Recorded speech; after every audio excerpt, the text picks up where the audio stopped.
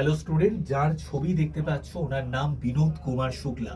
2024 সালে 59তম জ্ঞানপীঠ পুরস্কার উনি পেয়েছেন এবং এই নিউজটা আমি অনেকবার তোমাদেরকে দিয়েছি আমার কারেন্ট অ্যাফেয়ার্সের ক্লাসে।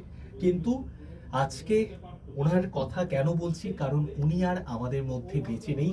1937 সালের 1 জানুয়ারিতে ওনার জন্ম হয়েছিল ছত্তিশগড়ে এবং 2025 সালের 23 ডিসেম্বর উনি মারা গেছেন।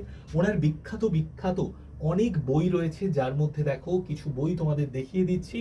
যেরকম দেখো নৌকার কি কামিজ, দেওয়ার মেয়ে খিড়কি রহতি থি, এই ধরনের অনেক দুর্দান্ত দুর্দান্ত ওনার বই রয়েছে এবং উনি কিন্তু আমাদের সাহিত্য জগতের সর্বশ্রেষ্ঠ সাহিত্যের দিক থেকে যে পুরস্কার দেওয়া হয় জ্ঞানপীঠ পুরস্কার, সেই জ্ঞানপীঠ পুরস্কার 59তম জ্ঞানপীঠ পুরস্কার পেয়েছেন।